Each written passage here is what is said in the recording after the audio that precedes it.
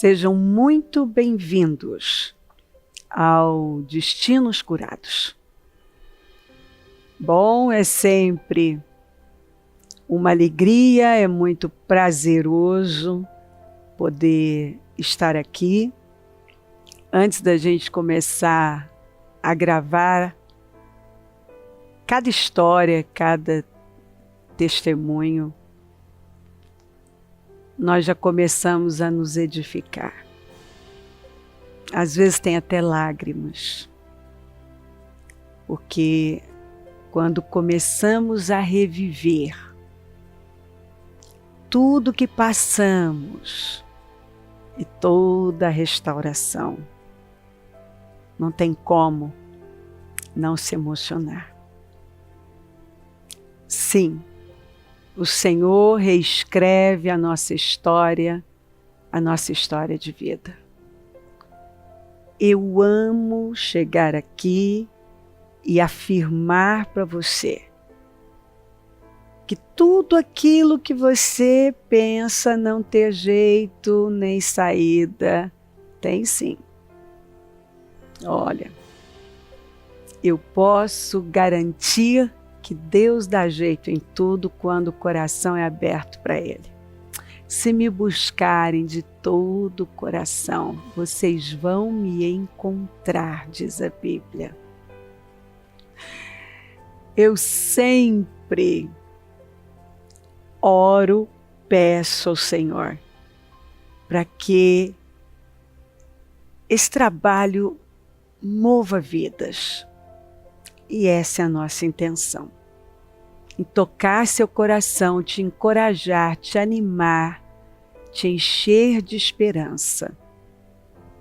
Que em Jesus Cristo tem solução, Ele é a porta. Aqui no Salmo 100 diz assim: celebrem com júbilo ao Senhor todas as terras. Sirvam ao Senhor com alegria. Apresentem-se diante dele com um cântico. Saibam que o Senhor é Deus, foi Ele quem nos fez. E dele somos. Somos o seu povo, o rebanho do seu pastoreio. Entrem por suas portas com ações de graças. Meus convidados vêm aqui para derramar gratidão. Eles vêm contar a bondade do Senhor, porque provai e vede que Ele é bom. Quem tem provado, tem comprovado. Deus é bom. Entrem por suas portas com ações de graças e nos seus átrios com hinos de louvor. Rendam-lhe graças e bendigam o seu santo nome, porque o Senhor é bom, a sua misericórdia dura para sempre, de geração em geração, a sua fidelidade. E claro, eu não posso deixar de dar o meu presente sempre. Eu é que sei os pensamentos que tenho a respeito de vocês, de você aí, diz o Senhor. São pensamentos de paz e não de mal, para dar-lhes um futuro e uma esperança. Muito bom. Seja muito bem-vinda, Carla, seu Éder. É um prazer ter vocês aqui. E a gente já estava... Assim, nós já nos edificamos, eu já fui edificada, você já se emocionou. Sim. Porque Deus fez muita coisa, né? Muita coisa em pouco tempo. Conta para nós, Carla. Bom, eu cheguei aqui em 2019 e tudo na minha vida estava ruim. O financeiro, o casamento, minha filha doente, eu tomando remédios que não podiam fazer nada para mim, desenganada. Carla, você disse que você estava desviada. Sim. Há 20 anos. Sim.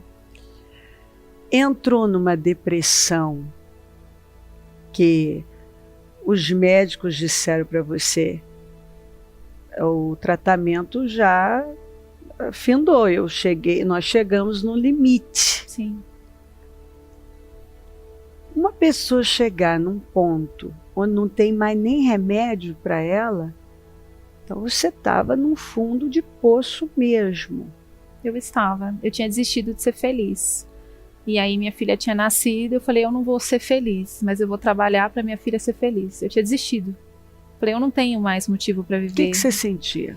Era um vazio muito grande. Aí eu chegava nos consultórios, eu falava assim, olha, eu não tenho coragem de me matar. Mas se alguém falar para mim que o que minha mãe, que é crente, fala não é verdade, ou seja, se alguém falar para mim o inferno não existe, eu posso morrer hoje. Eu morro em paz. Eu só tinha medo de morrer porque eu sabia que se eu morresse eu ia pro inferno. Porque eu fui criada na igreja, então eu sabia a palavra. Mas eu falei, se alguém me garantir que eu não vou pro inferno, eu posso morrer. Não tem nada aqui que me interessa. Por que essa resistência? Olha, na verdade, assim, eu cresci num lar dividido espiritualmente. Minha mãe crente e o meu pai não. E meu pai me apresentava um mundo que era de status, de dinheiro, de aparência, de muitas viagens. Então meu pai sempre foi muito provedor. Eu tive de tudo, do bom e do melhor.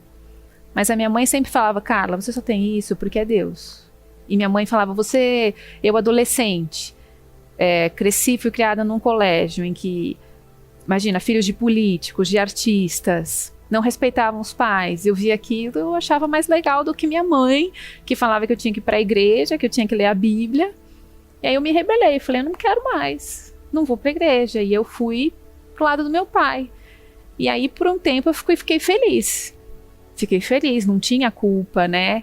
E eu falava assim, a palavra fala que tudo que está encoberto um dia vai ser revelado. E eu falava, um dia eu vou ter que lidar com isso. A conta vai chegar para mim. Só que, deixa, depois, ainda sou jovem, adolescente. Depois eu vejo Depois eu vejo. E aí um dia, no meu quarto, na casa dos meus pais, me foi avisado. Deus falou para mim, ou você volta agora, ou você só vai chorar. Só que não bastou para mim chorar 1 ano, 2 anos, de vazio existencial, de depressão. Tive que chorar 20. Então... Você, durante todo esse período, depressiva, sim, foi fazendo tratamentos. Tratamentos eu comecei a fazer a partir de 2013, que aí não era só depressão.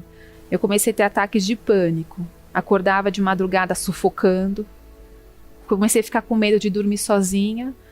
E aos 30 anos eu me vi colocando um colchão na cama do lado dos meus pais porque eu tinha medo de morrer.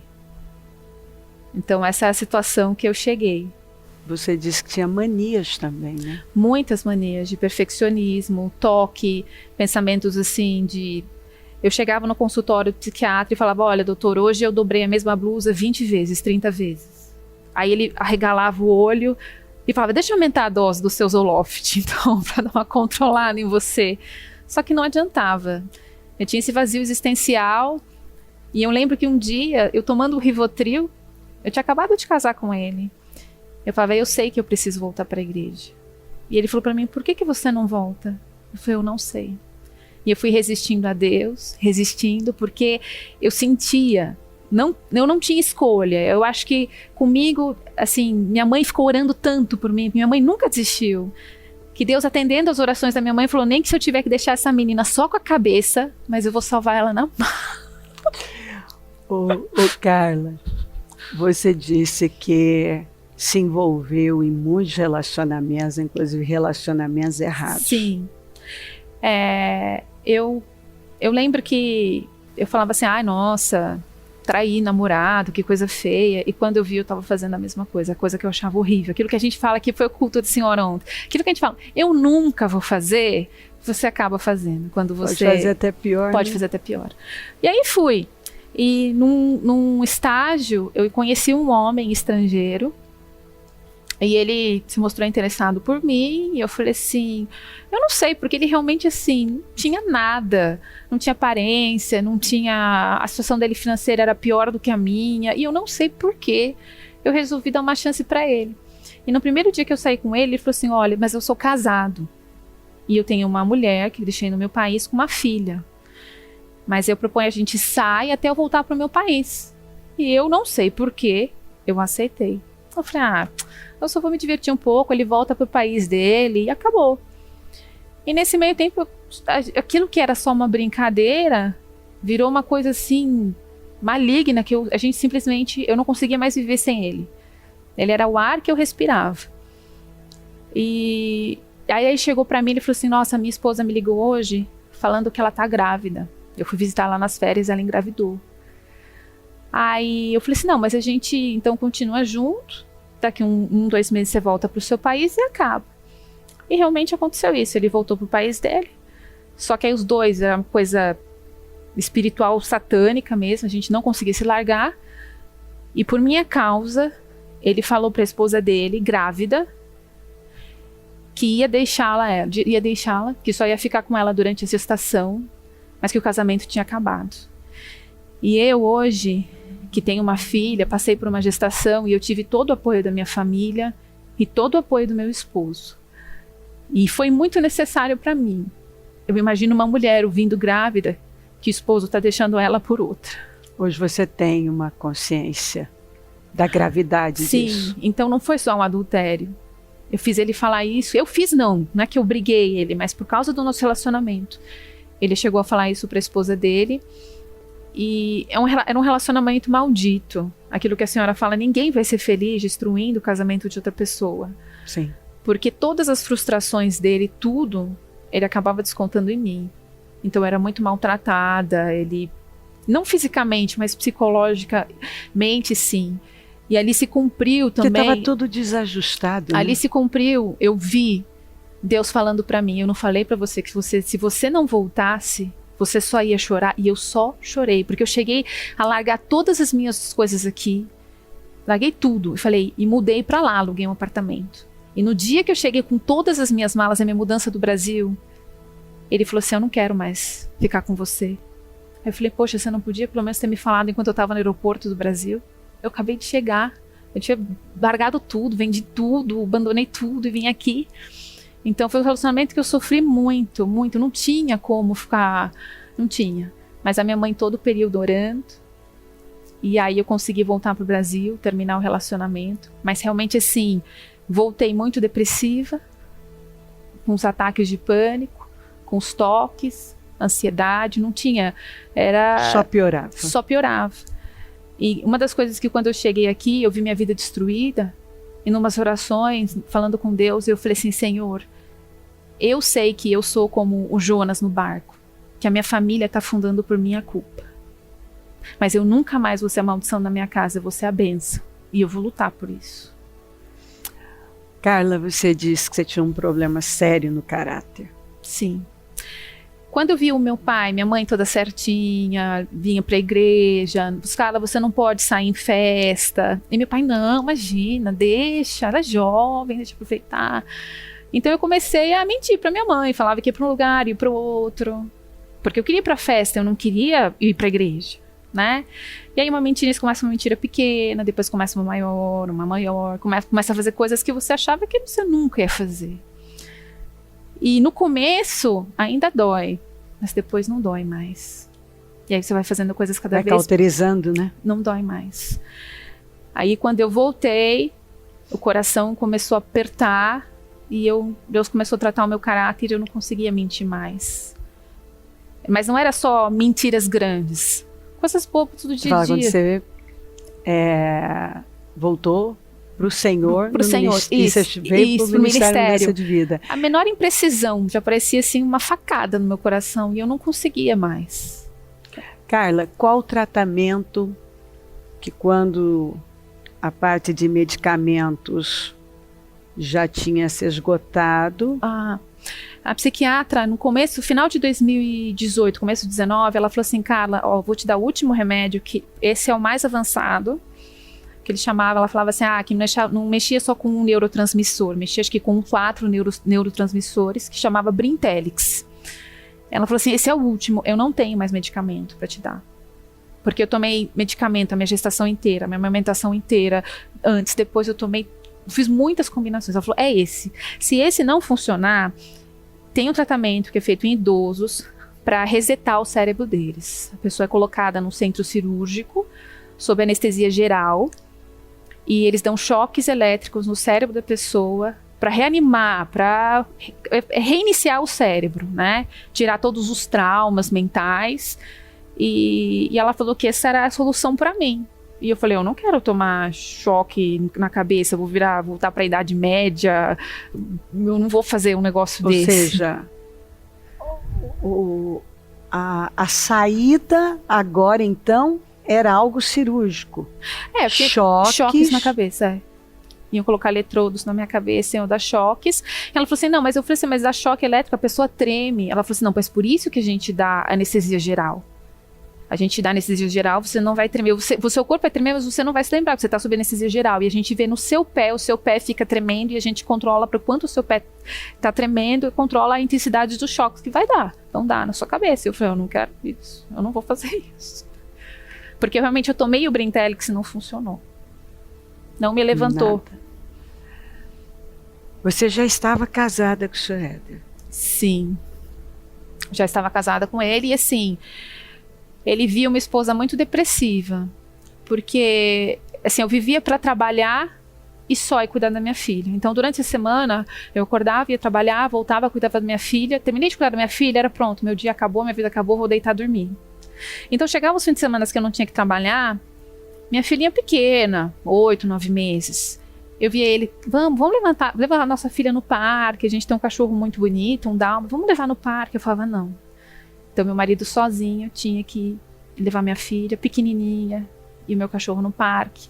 Tinha dias que ele chegava em casa, ele falava assim, Carla, hoje eu tirei para fazer o que você quiser. Você vai me dizer onde você quer ir, o que você quiser fazer. É tipo o sonho de qualquer esposa. O marido está dedicando tempo. Ele falou, eu vou fazer o que você quiser para te deixar feliz. E eu falava para ele, eu quero ficar trancada em casa. Eu tinha fobia social, eu não queria que as pessoas me vissem. Eu tinha vergonha de mim, eu achava que todo mundo me odiava, me perseguia.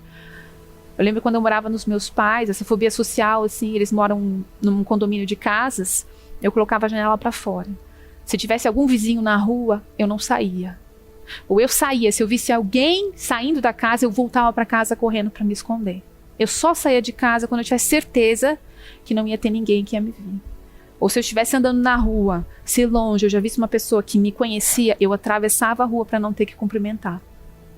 Por causa da fobia social. Eu não queria ser vista porque eu achava que todo mundo me odiava, todo mundo ria de mim, todo mundo me perseguia, todo mundo olhava assim, olha como ela tá fracassada, olha a vida dela, tá tudo ruim. E eu me sentia muito envergonhada. Como é que era para o senhor a convivência, vendo sua esposa num estado tão sério, tão grave? É muito difícil, né? Você ser o marido de um deprimido, de uma deprimida, é muito difícil. Como eu acabei de falar, a gente falou agora há pouco, né? Quando a pessoa tem uma deficiência, sei lá, uma perna quebrada ou paraplégico, você sabe o que você tem que fazer, você tem que empurrar, ajudar, você sabe como ajudar, né? Mas para um deprimido, você não sabe o que fazer. Você vou tentar dar carinho, mas ela não quer carinho. Vou tentar dar amor. Não, mas ela não quer amor. Vou tentar dar tudo que você tenta, nada satisfaz e nada resolve, nada ajuda. Então você se sente impotente, né? É uma coisa que a gente não esqueceu de falar eu comecei a ficar mal também. Sim. Eu comecei a ficar... Começou a atingir o senhor. Começou a me atingir. A ponto de eu ir atrás de terapia, porque eu comecei a ter ataques de choro, assim, sem nenhum motivo, porque minha vida estava infeliz realmente, né? Porque eu convivia com uma pessoa que eu fazia de tudo para ela ser feliz, né? Eu prometi para ela, quando eu casei com ela, que eu vou fazer você feliz. Sim. E eu não conseguia fazer. Não conseguia, por mais que eu tentasse, por mais que eu fizesse, né? Tudo que eu fazia... Uma frustração foi tomando conta. E uma preocupação, né? Porque ela realmente acordava de noite, às vezes tinha catatonismo, ela ficava travada, às vezes ela falava que não conseguia respirar. Então, uma preocupação com a vida dela também, né? Então... E a filha também, né? Nesse meio. E né? a filha vendo tudo isso, né? E com certeza afeta, né? Isso... E ela tinha um problema, né? A minha filha... pouco antes eu não tinha decidido voltar ainda, minha mãe me chamou e falou que Deus estava falando que as minhas escolhas estavam afetando a minha filha espiritualmente. Então a minha filha tinha um atraso de fala, já era para ela ter começado a falar, ela não falava mamãe. Era uma criança que não falava mamãe. Não falava nada.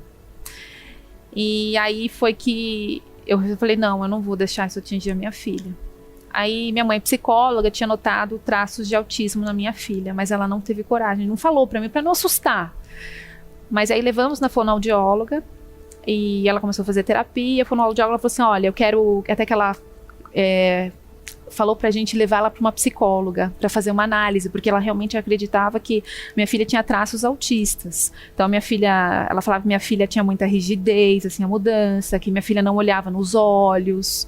Aí tinha esse atraso de fala que ela falou que era apraxia, que é um transtorno de fala muito comum dos autistas. Os autistas têm. Então assim, eu vim e no primeiro propósito, 52 dias, eu coloquei, Senhor, a cura da minha filha, eu quero que minha filha fale.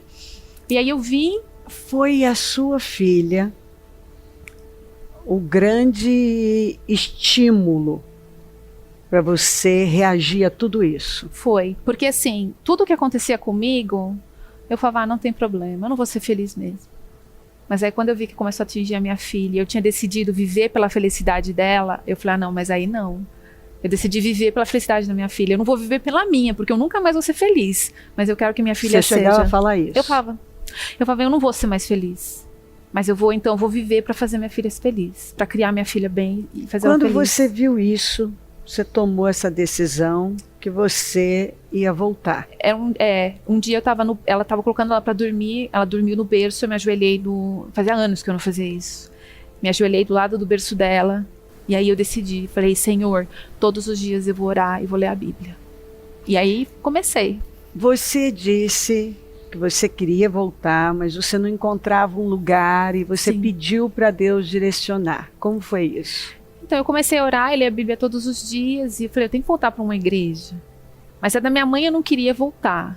Não sei, por orgulho, eu não sei, eu não queria voltar para a igreja da minha mãe, não tem nada de errado com a igreja dela. E eu procurava na internet, eu ficava olhando, e eu via as fotos, e eu não sentia vontade nenhuma para a igreja. Eu falava, Senhor, me indica uma igreja. Até um amigo dele indicou uma igreja, e eu falava, mas eu não sentia. E um dia eu tive uma crise de depressão, choro muito forte, e eu falei para ele, eu preciso mudar de vida. Eu preciso mudar de vida, eu preciso mudar de vida. E até hoje eu falei, não sei por que eu falei essa frase repetidas vezes. E aí ele ligou para a psiquiatra falou, dá 15 gotas de Rivotril, que ela vai dormir e vai acalmar. E realmente aconteceu. Poucos dias depois, eu estava no carro, senti uma angústia muito grande, e eu falei assim, não, eu preciso colocar em alguma rádio evangélica. Eu nem sabia o número de rádio evangélica, e fui tentando sintonizar no rádio, e tinha uma mulher pregando, falando sobre que Deus é um Deus de ordem, que não gosta de uma vida bagunçada, desordenada, e começou a dar exemplos. E eu falei, essa pastora, porque eu não sabia quem era a senhora, eu nunca tinha ouvido falar do Ministério Mudança de Vida. Essa pastora está descrevendo a minha vida, ela está falando comigo. E durante o culto, a senhora falou que seu nome era Cléo, porque eu não consegui terminar de assistir o culto, eu não sabia que igreja. Aí no mesmo dia eu cheguei em casa, fui procurar a pastora Cléo no Google, e apareceu o Ministério Mudança de Vida, Bispa Cléo. E aí uma voz falou para mim, você não tinha dito para o seu marido que você queria mudar de vida? Então vá ao Ministério Mudança de Vida. E aí eu lembro que assim, eu tomei um choque, eu falei, mas não é que Deus está ouvindo as minhas orações mesmo? Muito bom, muito bom, muito bom. Aí você veio. Aí eu vim, comecei. E o que te motivou foi a questão da sua filha. Foi a questão da minha filha, porque assim, enquanto eu tinha... Você já tinha desistido de você Sim, mesmo. porque assim, na minha cabeça eu tinha o meu emprego, eu era infeliz e tinha minha filha, mas eu tinha um emprego, então assim, eu passava a semana toda trabalhando, então eu ia lá no trabalho, eu me distraía. Mas aí aquilo Deus viu que assim, eu vou tirar o último pilar dela e ela vai se quebrantar. Aí tirou o meu emprego. Eu perdi o emprego no começo de 2019. Aí abalou um pouco, mas mesmo assim eu não voltei. Aí começou a afetar minha filha. Aí eu falei, não, agora eu volto.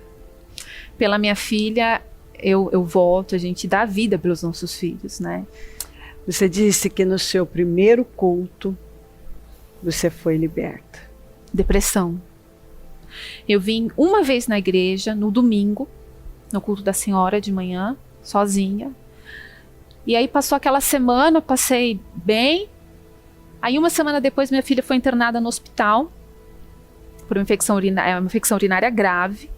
Ela estava com, a infecção dela estava com mais de 1 milhão de leucócitos.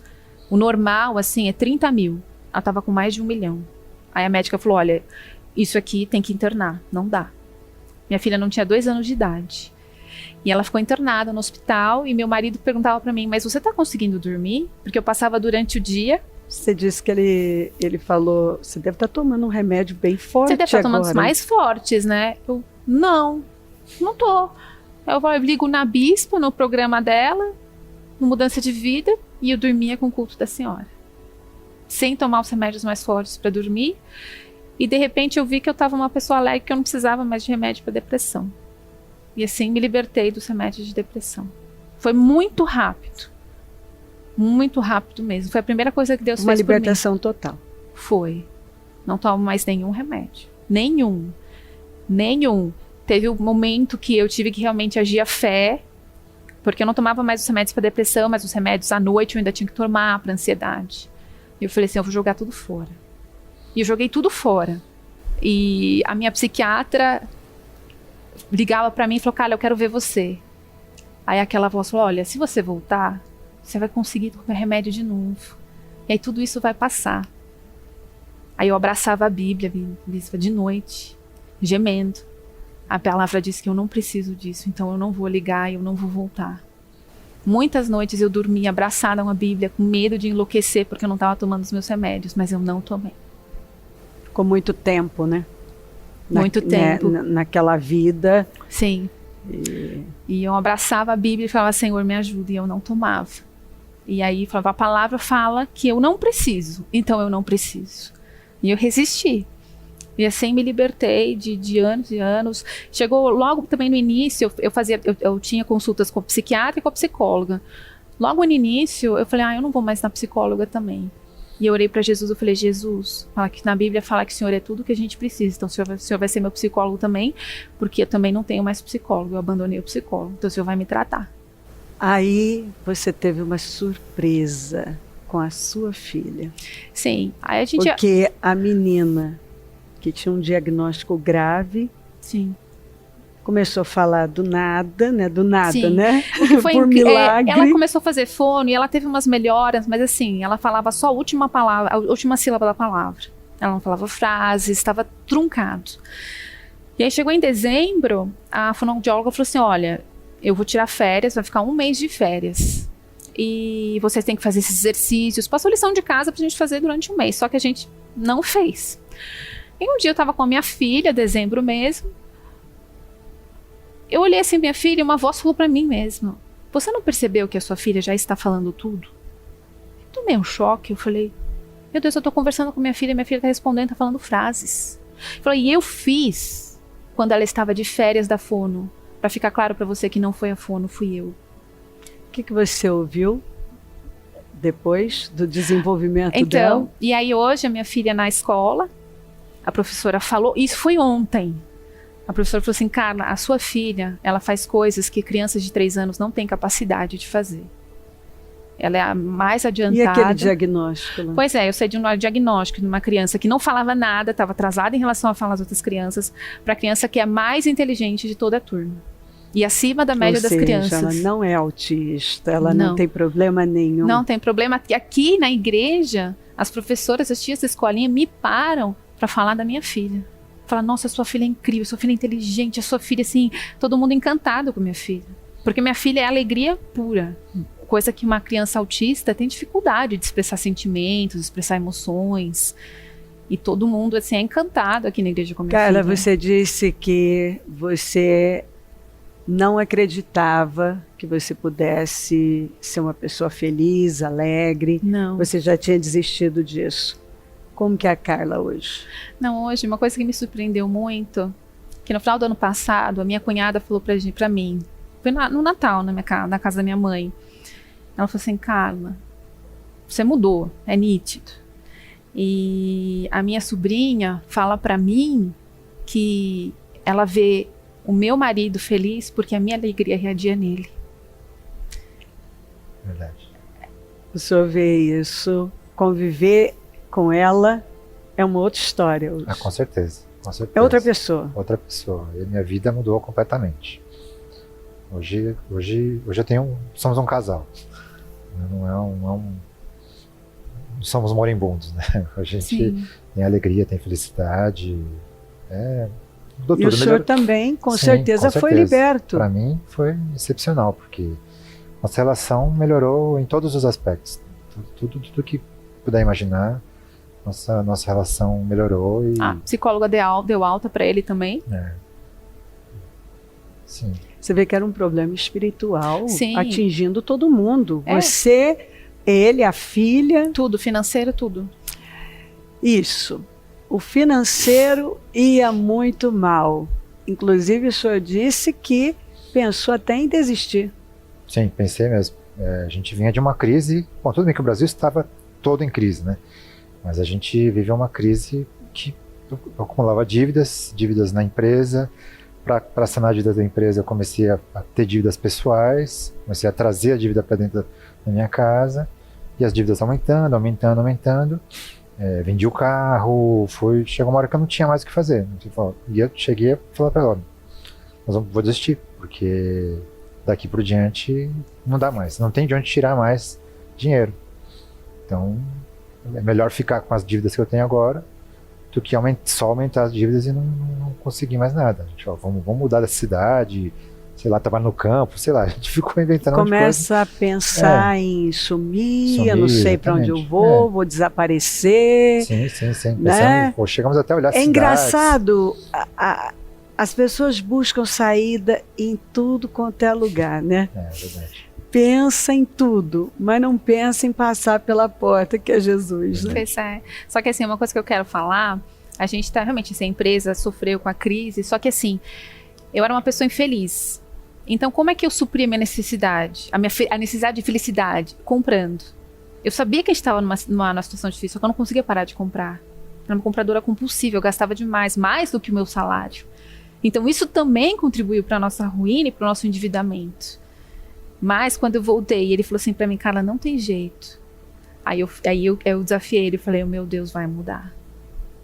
Meu Deus, agora vai. Você em Jesus, você vivendo tantas mudanças, você usou a fé e disse, não, nós vamos viver mudanças. E no começo de 2020, sem ele saber, eu fiz um voto para Deus. Eu falei, Deus, se o Senhor levantar a empresa vai fazer, a empresa no final do ano, eu falo para meu marido que a nossa empresa vai fazer uma oferta substancial. Eu não falei para ninguém aqui dentro. Se o Senhor cumprir, eu vou falar para ele que a gente vai fazer essa doação. E Deus cumpriu, e no final do ano nós fizemos a doação que eu tinha me comprometido a fazer, porque Deus realmente mudou. O financeiro mudou. Não, mudou bastante. Nós não temos nenhuma dívida mais na empresa, quitamos o nosso carro, contratamos um funcionário, compramos um equipamento que fazia muitos anos que a gente não conseguia renovar. Dívidas pessoais minhas, eu não tenho mais nenhum empréstimo no meu nome, eu tinha muitos. Então, aos poucos, assim, eu não completei 2 anos de ministério. Você não tem nem 2 anos que você voltou para o Senhor no Ministério Mudança de Vida. Não tenho. Mas, meu Deus, é muita coisa. É muita coisa. É uma outra vida. Sim, como Deus falou para mim, que eu não reconheceria a minha vida. Ele falou isso para você? Falou, aqui num jejum, falou que se eu persistisse, em 1 ano eu não reconheceria a minha vida. E no culto da virada, o primeiro testemunho do telão era o meu. E aí foi como se eu visse ele falando, eu falei, eu não falei pra você que se você persistisse 1 ano. Porque assim, a minha vida mudou, mas eu fui testada na fé, eu fui testada no meu caráter, eu fui testada na minha fé. Porque houve períodos em 2020 que ele falava assim pra mim, você fica falando que a nossa vida vai ter uma virada, mas eu não vejo essa virada acontecer. Cadê essa virada? E aí quando ele falava assim pra mim, eu falava, Senhor, o Senhor me prometeu que eu não ia reconhecer a minha vida em 2020 no final. Então tá piorando agora, mas uma hora tem que acontecer. Até 31 de dezembro tem que acontecer. E aí ele testou minha fé e eu persisti, não desisti e aconteceu. E foram muitas vitórias, né? Foram, porque a gente estava até relembrando, estava lembrando ontem, o nosso faturamento ano passado, com quarentena, foi 30% maior do faturamento do ano anterior. É o sobrenatural mesmo, né? Sim. O senhor, então, experimentou o poder de Deus. Sim. Carla liberou a palavra, vai acontecer. Sim, Eu sou, sim. não está acontecendo nada aqui não. É porque teve um período no começo do ano, né, que a coisa, ao invés de melhorar, ela piorou um pouquinho mais. O teste mesmo. Foi o teste, foi o meu teste. Que era a questão da prefeitura, né? A prefeitura tem um período do empenho, que eles trocam o empenho e aí não sai pagamento. Só que a gente não pode parar o serviço, então a gente tinha que trabalhar sem receber. Então nós ficamos fazendo e a casa piorando e eu já estava com um monte de dívida. Meu Deus, o que eu vou fazer? O negócio não vai. E foi piorando, e aí do meio para frente é que a coisa, realmente, do meio do ano para frente é que a coisa... Que foi que teve aquele dia que lembra quando a senhora liberou ano passado um dia de favor? Um dia de favor. A empresa teve um dia de favor, em que a gente ganhou 5 Define contratos. É verdade. anos. Aquele dia de favor, que assim, era até 8h30 da noite, eu tava em casa, ele tava trabalhando, ele tava me dando a notícia, olha, ganhamos mais esse contrato, 8h30 da noite. Foi o dia inteiro. A gente tinha umas 5 licitações que a gente estava participando e a resposta não saía. Não saía. E saiu todas no mesmo dia. Saiu todas no mesmo dia. No mesmo dia. Um E aí, negócio tudo, incrível. em órgãos diferentes. E aí, 8h30 da noite, saiu mais um. Foi um E aí, dia de grande favor. Um dia. Definiu. Esse dia mudou a história da empresa. Foi uma virada. Foi um dia. Vocês viveram uma virada o ano passado, né? Mas em todos os sentidos, né? Acho que Em todos os sentidos, né? Acho que o principal deles é a saúde, porque isso mudou tudo, Sem né? dúvida. Isso muda tudo, muda... Dinheiro a gente dá um jeito, mas saúde é um negócio que não tem... Só que Deus é um Deus de uma obra completa, né, seu Éder? Sim. Você vê que ele começa a boa obra, ele termina, Uhum. e ele não age apenas numa área. Se você dá condições, ele vem e te inunda de favor. Sim, Sim. Ele muda. ele mudou. Carla, a vida de vocês foi mudada. Sim. Eu fui mudada. Eu mudei. Deus mudou meu caráter. Completamente. Você disse que você começou a experimentar uma sensibilidade que uma mentirinha te incomodava. Coitada, e eu tinha que correr pra pessoa e falar, olha, não é isso. Na hora, assim. Você também teve que perdoar muitas pessoas, né? Não, eu tive que pedir perdão pra muitas pessoas. Você pedir perdão. Muito, eu fazia listas e listas de pessoa. E quando eu achava que estava acabando, eu lembrava mais coisas. Eu falava, E alguns casos foram bem difíceis. alguns casos foram muito doloridos. Assim, eu falava assim, Senhor, mas como é que eu vou confessar isso para essa pessoa? Essa pessoa nunca mais vai olhar na minha cara. A pessoa não sabe que eu fiz isso. Ela nunca mais vai olhar. E aí passava, eu ficava lutando com Deus, assim, dias e dias. Mas chegava uma hora que já ficava insuportável. E eu ia e confessava. Mas Deus me deu graça. Em todos os casos eu fui perdoada. Mas aí depois eu confessava, vinha aquela dor, que era a dor do arrependimento. E eu chorava muito. Era uma dor, eu ouso dizer que era uma dor física. E eu chorava, eu ajoelhava, eu me trancava no banheiro, porque eu não queria que ninguém me visse. E eu chorava. Mas é muito bom, né? Mas me curou. Foi uma Te dor curou. que me curou. A dor do arrependimento. Sim, Dói mesmo, dói. mas cura. Cura. E eu ouvi de Deus que eu era mau caráter. Eu chorei, mas foi muito bom. Porque eu tive consciência do tamanho do perdão que eu tinha recebido. Que não foi Graças a pequeno, Deus. foi muito grande. O Senhor curou seu destino. Sim, completamente. Hoje, a minha vida não. Eu tenho problemas, mas eu eu sou feliz. E eu tenho esperança, e eu tenho uma promessa de Deus, porque a promessa que a senhora liberou dia 26 de dezembro de 2019, Deus falou assim: olha, não é uma promessa para um ano, é uma promessa para uma vida Sim, toda. sim. Então eu estou constantemente relembrando o Senhor me deu uma promessa para uma vida. Qual a mensagem que você deixa para Bom. alguém que não vê saída hoje? Bom, eu tenho, a Bispa sabe, eu tenho, pela minha história, de muitos anos afastada do Senhor, de uma queda de braço com o Senhor, em que a gente sempre perde, não tem jeito. Graças a Deus. Nós sempre perdemos, não adianta resistir o Senhor. A minha mensagem é principalmente pelas pessoas que estão desviadas, que cometeram coisas muito erradas e que pensam, eu não tenho como voltar, Deus não vai me aceitar, olha tudo o que eu fiz, apesar de ser conhecedor da palavra, eu cometi todos os erros, não tem mais volta. Eu estou aqui para dizer para você que eu fiquei mais de 20 anos afastada do Senhor, que eu cometi adultério, fornicação, assim, eu me envolvi até com coisas ilícitas de corrupção. Eu cometi todas essas coisas, mas Deus me aceitou de volta. É possível. A história de que Deus não vai perdoar é mentira. Então eu deixo apelo para vocês. Construir uma família, sim, abençoada. Sim, hoje minha família e meu marido está aqui dizendo, comprovando que o que eu estou falando não é mentira. Eu vivo uma realidade completamente diferente. E eu digo assim para você, volte. Deus, o Senhor não deixou ali a parábola do filho pródigo à toa na palavra dele. Aquela palavra é verdade e se cumpriu na minha vida. E a mulher que não conseguia se ajudar, hoje faz trabalhos assistenciais. Sim. Vai acudir moradores Sim. em situação de rua. Em menos de um ano, eu que precisava de ajuda para tudo. Comecei a ajudar a trabalhar com moradores viciados, alcoólatras. Levo essas pessoas para a clínica de recuperação. Consigo doações de pessoas que têm bastante posses para ajudar essas pessoas, sustentar essas pessoas nas clínicas. E tenho feito isso, comecei a fazer isso durante a pandemia. E aí foi um desafio também que o Senhor me colocou, porque ele me pediu para ir, eu fui, e logo teve a quarentena, ano passado. E até que ele sentiu, ele falou, não, mas você vai, e o vírus? Como é que você vai continuar saindo na rua lidando com essas pessoas? E eu pensei assim, Deus não mandou eu parar, então eu vou continuar indo. Muito bom, muito bom. Qual a mensagem que o senhor deixa para alguém que talvez está convivendo com um depressivo, com alguém que não quer nem viver? Jesus pode mudar? O que eu tenho a dizer é que Deus é a solução.